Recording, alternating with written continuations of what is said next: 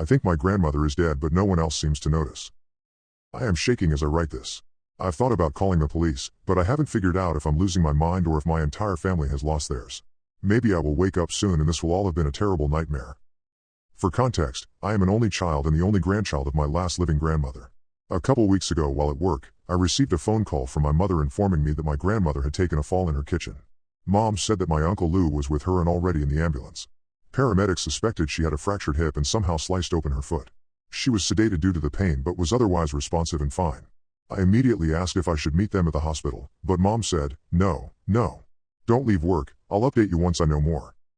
So, I waited. I love my grandmother, but she's probably the most stubborn woman I've ever met. She has a home remedy for just about anything and loathes seeing doctors, so I am sure she won't be fun to deal with while confined to a hospital bed. It doesn't help that Grandma absolutely refuses to use a walker or cane despite her debilitating age and will not leave her house to live in a nursing home.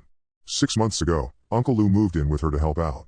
Not that he said it out loud, but I've always suspected that he did it more for the free rent. With nothing else to do, I sat at work, distracted, and waiting for a phone call from Mom with news. That call didn't come through until long after I'd gotten home and was brushing my teeth for bed. Apparently, Grandma was awake now and doing fine. She would need surgery for the broken hip, but they were able to get the laceration on her foot stitched up and bandaged. I asked to speak to her, so Mom held the phone up to Grandma's ear and I told her I loved her and would come see her once she was discharged. The hospital only allowed 2 visitors and Mom and Lou refused to leave her side. "Hi honey," Grandma said through the receiver. "I'm okay but they won't let me leave." My mom's voice in the background exasperatedly explained that she needs surgery. "So they tell me," Grandma huffed. "I'm fine, Anna. Come see me when I get home and we can play cards." I smiled, promised to visit, and said goodbye. She was discharged the following week and sent home. The hip replacement was successful but she developed a nasty infection on her foot. Between the 2 ailments, Grandma was confined to her bed. Once she was comfortable at home, Mom gave me the okay to come over so I made some chicken dumpling soup and sat in the chair beside her bed while Mom spoon-fed it into Grandma's mouth. "There you go, Mom," my mother encouraged as Grandma sipped the broth off a spoon. I could tell Grandma was wildly out of it.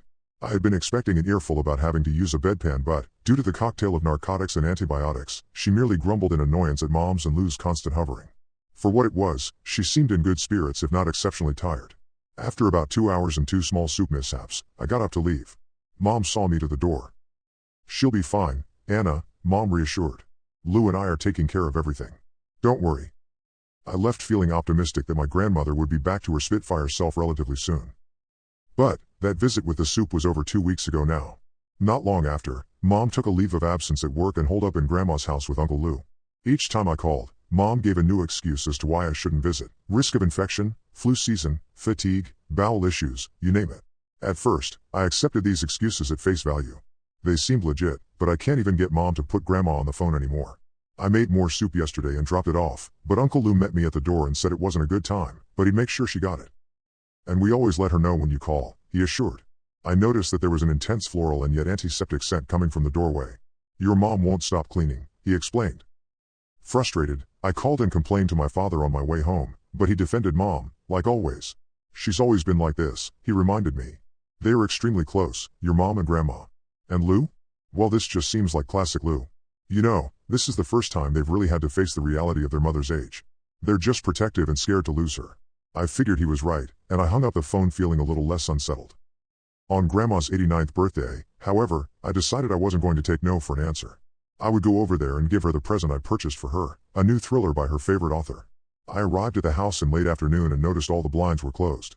Being that it was a warm spring day, it was common for Grandma to have all the windows open and drapes open, letting in both the sunlight and fresh air. I knocked twice on the front door, but no one came. I knocked again. No answer. I tried the knob, but the door was locked. I paused for a moment, considering that maybe no one was home. Maybe Grandma had a follow-up with her surgeon. But both cars were in the driveway, so I knocked again, louder. The door opened a crack and a foul odor filtered out, nearly choking me. "Mom!" I exclaimed, when her face appeared on the other side of the door. "What is that smell?" Seeing it was only me, she opened the door another inch. "The infection's gotten worse, but we're monitoring it." "Should I call an ambulance?" I asked in a panic, pulling my cell phone from my pocket. No, Anna," she quickly reassured me. "We have it handled. I stopped by and picked up refills of her antibiotics earlier and we've been on the phone with her surgeon." Relieved, I took a deep breath, but the smell was so overpowering. "Mom, that smell is ungodly. Why don't you open the windows?" "We tried," she said. But she got so cold. Mom shrugged and didn't move. Can I come in? I asked, attempting to look over her shoulder into the dim house. I really didn't want to go inside due to the smell, but if Grandma wasn't doing well, I wanted to see her. I don't think it's a good idea, she murmured. Where's Uncle Lou? I asked. Upstairs in his room. Her voice was reassuring, but the smell turned my insides. Surely a smell like that could only mean bad things. I pushed the door open and Mom protested. Just come back another day when she's feeling better. I promise you that Lou and I have this under control.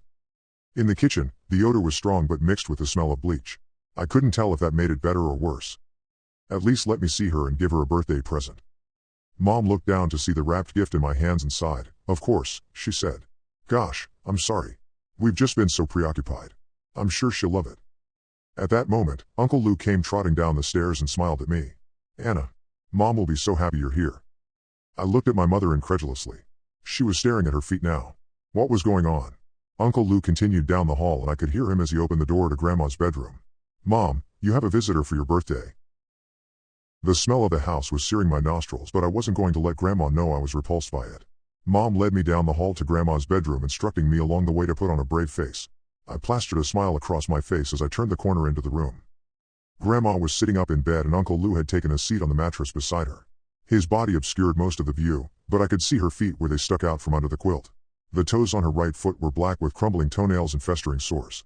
The sheets under her heel were stained yellow from dried pus. Lou was prattling onto her, but Grandma didn't respond. Isn't it nice for Anna to come see you on your birthday, Mom? Goodness knows you've been through a lot this month. She has a present for you. He turned expectantly to me, his profile moving just enough to reveal Grandma's form where she sat up against the pillows. I will try to explain the horror I witnessed, but I know words will never do it justice. My stomach flipped and I froze. Grandma's dull, lifeless eyes stared straight ahead at the wall, unblinking and glazed over. Her eyelids were crusty and her jaw hung widely agape with sagging lips, revealing a gray fuzz that had begun to coat her tongue. Uncle Lou patted her leg while Mom hastily pulled the quilt back down over her feet. I barely heard as Lou explained how cold she's been from the infection. He picked up a tissue from the box on the nightstand and began dabbing at the corner of her mouth. She doesn't talk much due to the heavy sedation she's under, he explained. I couldn't tear my eyes away from the pallid, gray skin of Grandma's face and how it was starting to sag in ways that had nothing to do with her age. Flies buzzed overhead and Mom picked up the fly swatter and began swatting wildly at them. Goddamn flies, she mumbled. They won't leave her alone. One of the flies circled Grandma's face and landed in her open maw. Uncle Lou merely shooed it away. She's been sleeping sitting up like this for the past week or so, Mom explained, patting Grandma's now covered feet. The pain is just too much for her to lay down. We tried, but her muscles spasm and she can't move. My knees were shaking and I could all but back out of the room, reaching for and pressing myself against the opposite wall. Vomit crept up the back of my throat. It's okay, Anna, Uncle Lou said from inside the room. I know it's hard to see her in such a state, but that's why your mom and I are here to take care of her. We agreed we wouldn't let her go back to that hospital. They've already messed up so much of her care. You saw her foot and what the doctors did to it. How a hospital could let gangrene go unnoticed is beyond me, Mom agreed. We've been sponge bathing her regularly, airing her feet, and changing the bandages frequently. It seems to be helping, right Mom? She asked, squeezing Grandma's ankle. I tried to put my head between my knees, but the smell was so overpowering. Mom stepped out in the hallway and touched my shoulder. I recoiled. Oh Anna, I am sorry. This is why I didn't want you to come over. The gangrene smell is hard to tolerate, and I didn't want you to have to see her like this. Not knowing what else to do, I pulled her into the kitchen and said in my most steady voice, Mom, why didn't you tell me Grandma had passed? Mom's face didn't change. She just looked at me. What are you talking about, Anna? She's right there. You saw her. Yes, I did see her, I agreed, pointing at the bedroom down the hall where the smell was so strong that I was close to passing out. But Grandma is dead, Mom. You know that, right? She has very obviously passed away. Mom's eyebrows narrowed and she pursed her lips. Listen, Anna. I get that this is hard for you. Hell, it's hard for all of us. But if you're saying this just to hurt me, it's not going to work. Stop being a brat. Your father is on his way over with a birthday cake. The room began to spin and I needed to get out of that house immediately. I tossed the present on the kitchen table and grabbed my bag, fleeing out the kitchen door and into my car where I took deep gulps of fresh air. I could see Mom at the large bay window, looking out at me. She looked angry and upset, but quickly turned and walked away. I pounded the steering wheel, yelling obscenities. Other than an open casket funeral, I had never seen a dead body before, let alone one that had clearly been dead for weeks. But Grandma was undoubtedly dead, and my mother and uncle were staying in that house with her corpse, washing it, feeding it, and talking to it like nothing had changed. I threw open the car door and vomited all over Grandma's neglected shrubs. By the time the dry heaves kicked in, Dad's car pulled in the driveway. "Hey sweetheart," he said as he opened his car door, seeing me kneeling in the grass. "Are you all right? Your mom called and told me you were quite upset." "Dad. She's dead," I choked out, pointing at the house. "Who's dead?" he asked, his voice worried. "Grandma," I shouted. "Grandma is dead. Mom and Lou, they're just sitting in there with her body." "Anna, calm down. Your mom mentioned you were in hysterics and talking nonsense." "Talking nonsense? What are you saying?" I choked out. "Go look, Dad. I swear. You'll see. She's dead and Mom and Lou have lost their minds." "All right," he said, holding up his arms in surrender. "Let me grab the cake and I'll go inside and see what's going on. Just stay here, okay?" I collapsed back in the front seat of my car, blasting the AC in an attempt to flush the smell of rotten flesh out of my nose. It felt like an hour before the front door opened again and Dad calmly walked over to my driver's side window. "Hi Anna Bear," he said cautiously. "Did you see her, Dad? You saw her, right?" "Shh, Anna," he said, placing a hand on my shoulder. "Calm down. Yes, I saw her and she's very sick but otherwise alive. Your mom and Lou are taking good care of her." "What?" I nearly screamed. "Come inside," Dad said, going for the door handle. I quickly locked the car. Dad threw up his hands in frustration. "Just come inside, Anna. Uncle Lou is getting Grandma into her wheelchair and we're all going to have some cake." He glanced up at the front window of the house. "Ah, see?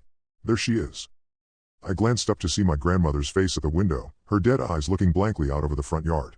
Rigor mortis had made it so her body couldn't sit in the wheelchair just right. Even from a distance and through a pane of glass, I could see death in her eyes and the shocking gape of her mouth. I gagged. Her face looked even more twisted now, as if she'd taken her last breath in a tremendous amount of pain. But what made me scream in abject terror was that her cloudy pupils seemed to turn ever so slightly toward me. I threw the car into drive and sped out of the driveway, ignoring the shouts of my father and Uncle Lou bursting out the front door. I didn't dare go home where I was sure my father would follow. Were they right? Was she actually alive? It's not like I checked for a pulse or air in her lungs before I took off. I didn't touch her at all. Could it be me then? Was I the one having a nervous breakdown? I don't know what to do now. I'm absolutely terrified. Worst of all, when I close my eyes, all I see is my grandmother's rotting face.